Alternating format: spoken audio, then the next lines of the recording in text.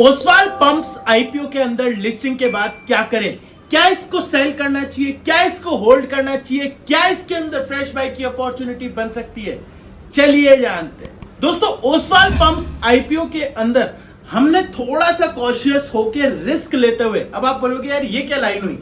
Line ये हुई कि भाई बिग एचएनआई स्मॉल एचएनआई में ना लगा के रिटेल में लगाया, जिससे हम पार्टिसिपेट भी कर पाए, रिस्क भी कम हो जाए, अगर ये पॉजिटिव लिस्ट होता है तो प्रॉफिट भी अपन को मिल जाए। तो इस तरीके की स्ट्रेटजी जो है हमने इस आईपीओ के अंदर अप्लाई करी थी। तो सब्सक्रिप्शन की अगर बात की जाए तो इसके अंदर आपको QIB 88 टाइम्स देखने को मिल जाएगा, जो कि बहुत अच्छा अपने आप में हो जाता है। वहीं पे रिटेल कैटेगरी में सिर्फ 3 टाइम्स हुआ है। तो आई थिंक अगर आपने 2 या 3 अकाउंट से भी लगाया था तो अलॉटमेंट आ गया होगा।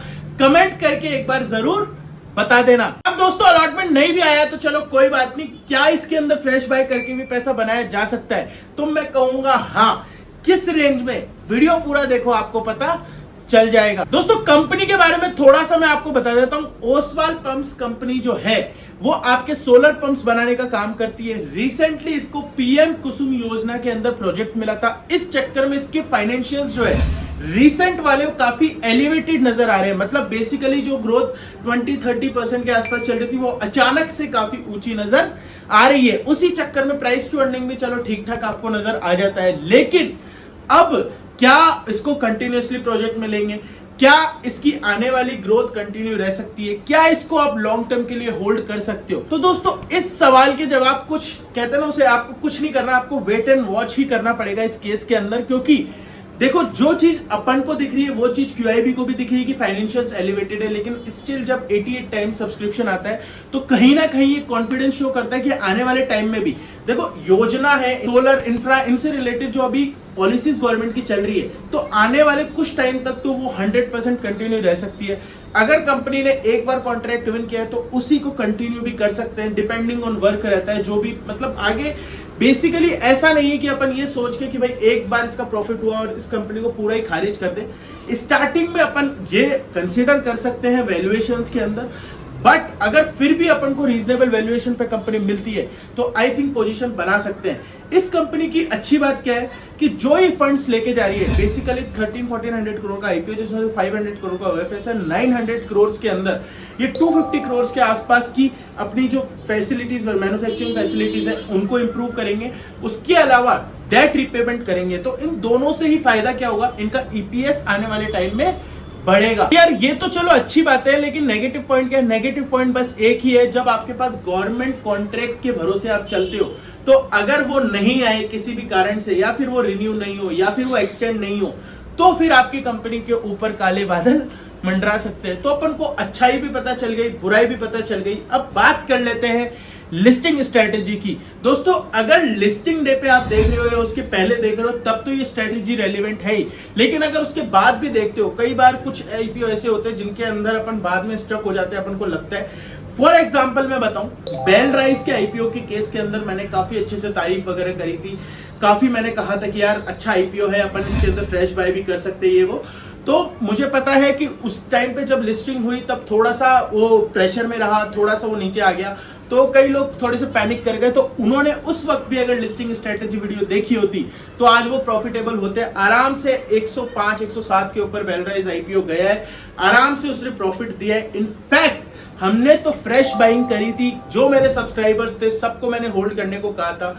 इसीलिए इस चैनल की लिस्टिंग स्ट्रेटेजी वीडियो तो आपके लिए इंपॉर्टेंट हो जाती है। तो चैनल को सब्सक्राइब कर दो, और दोस्तों टेलीग्राम और व्हाट्सएप चैनल ज्वाइन कर लो। क्यों? रीजन है उसका कि आज मैं आपको बता रहा हूं 18 तारीख को, 20 तारीख को इसकी लिस्टिंग होगी। बेसिकली 20 तारीख को इसकी लिस्टिंग डेट है। तो उस टाइम पे सपोज करो ईरान ने कुछ हमला कर दिया, इजराइल ने कुछ हमला कर दिया, उसका मार्केट पे क्या इंपैक्ट होता है, उस हिसाब से एग्जैक्ट स्ट्रेटेजी क्या रहती है, उसको देखते हुए लाइव 9 से 9:30 के बीच में मैं अपडेट कर देता हूं। टेलीग्राम और व्हाट्सएप, जो भी चैनल आपकी सुविधा में हो, कि भाई मैं टेलीग्राम नहीं चलाता तो व्हाट्सएप ज्वाइन कर लो, व्हाट्सएप नहीं चलाते तो टेलीग्राम ज्वाइन कर लो, और वहां पर मैं आपको अपडेट कर देता हूं, अपना पूरा व्यू बता देता हूं, और उससे बहुत से लोगों को बेनिफिट हो जाता है। अब दोस्तों, लिस्टिंग स्ट्रेटेजी की बात करें इससे पहले मैं आपको एक और चीज बताना चाहूंगा। हमारी कम्युनिटी में रिसेंटली 200 मेंबर्स कंप्लीट हो चुके हैं। इस कम्युनिटी में जुड़ने के दो तरीके हैं। सबसे पहले अगर आप लेमन डीमैट अकाउंट खुलवाते हो हमारे लिंक से और मेल कर देते हो तो मैं आपको 3 मंथ्स का व्हाट्सएप कम्युनिटी एक्सेस और 1 मंथ का टेलीग्राम प्रीमियम दे देता हूं। वहीं पे आप बोलोगे यार नहीं यार हमें तो कोई डीमैट नहीं खुलवाना, हमको तो तू बता कि भाई क्या करना है। और इसके अलावा तो कुछ नहीं करना, आपको 1 ईयर मेंबरशिप लेनी है मेरी, जो कि आपको लिंक डिस्क्रिप्शन में मिल जाएगा। जैसे ही आप वो डिस्क्रिप्शन से आप मेंबरशिप ले लेते हो, आपको या तो मेरे को मेल करना है या मेरी टीम खुद ही आपको मैसेज करके बता देगी। और मेरा पर्सनल व्हाट्सएप नंबर, हमारा व्हाट्सएप ग्रुप का एक्सेस, मेरे सेशंस जो मैं हर वीक लेता हूं, उसके अलावा एक 1 ईयर मेंबर्स की अलग से कम्युनिटी है, ये सब आपको मिल जाएगा। तो अगर आपको यूजफुल लगे तो एक बार चेकआउट जरूर करना। दोस्तों ओसवाल पंप्स की लिस्टिंग स्ट्रेटेजी एकदम सिंपल है। अभी के मार्केट के माहौल को देखते हुए अगर ये 10% से ऊपर लिस्ट होता है तो मैं एक बार को इसको बुक करने की ही सोचूंगा। अगर मैं आईपीओ इन्वेस्टर हूं, मुझे बिल्कुल रिस्क नहीं लेना, मुझे पता है इसके अंदर अलॉटमेंट भी आसानी से आ गया। अगर आपने 10 अकाउंट में लगाया तो कम से कम 4 अकाउंट में आपके पास अलॉटमेंट आएगा। तो इतना सिंपली अगर मुझे 10% मिल जाता है तो मेरे हिसाब से वो अच्छा हो जाता है। आपको ज्यादा दिमाग लगाने की जरूरत नहीं है। लिस्टिंग के बाद ऊपर जाए नीचे जाए आपको मतलब नहीं होना चाहिए। वहीं पे अगर आप शॉर्ट टर्म और लॉन्ग टर्म इन्वेस्टर हो जो सोच रहा है कि शेयर को रखे, तो उसको भी मैं कहूंगा कि एक बार को आप ज्यादा से ज्यादा ये कर सकते हो कि जैसे ही लिस्ट हो 614 इसका प्राइस बैंड है, वहां से अगर 670 पे लिस्ट होता है तो 650 का स्टॉप लॉस रख के आप इसको ऊपर के लिए ट्रेल कर सकते हो। अगर 645, 648, 649 ये आ जाता है तब आपको अपना प्रॉफिट बुक करना है। यहां पर आपका 4 से 5% का हो सकता है प्रॉफिट लॉस हो, बेसिकली 3-4% का ही होगा, लेकिन अपन स्टॉक को ऊपर जाने का रूम भी दे देते हैं। वहीं पे कोई लॉन्ग टर्म इन्वेस्टर है जो बोले यार मैं तो पैसा डाल के बस भूल जाना चाहता हूं, तो उसको मैं ये कहूंगा कि और भी बहुत सारी अच्छी कंपनीज अभी मार्केट में सही वैल्यूएशन पे अवेलेबल है। आने वाले टाइम में अगर ऐसे ही टेंशन्स बढ़ती है तो और अवेलेबल हो जाएंगी।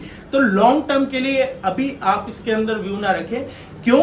क्योंकि एक कॉन्ट्रैक्ट के बदौलत सब कुछ अच्छा नजर आ रहा है, अगर वो एक कॉन्ट्रैक्ट हट गया तो फिर कंपनी पे बहुत ज्यादा प्रेशर आ सकता है। तो इस चक्कर में आपको लॉन्ग टर्म के लिए अभी कंसीडर मत करो। शॉर्ट टर्म वाले भी लॉन्ग टर्म के लिए कंसीडर कर सकते हैं। अगर ट्रेलिंग में ऊपर जाता जाता तो ठीक है, नहीं तो जहां पर 5% ट्रेलिंग स्टॉप लॉस हिट हो वहां पर आप इसको बुक करने की सोच सकते हो। दोस्तों ओसवाल पंप्स आईपीओ के अंदर अगर फ्रेश बाय स्ट्रेटेजी की बात की जाए तो अभी तक मुझे नजर नहीं आ रही अपॉर्चुनिटी।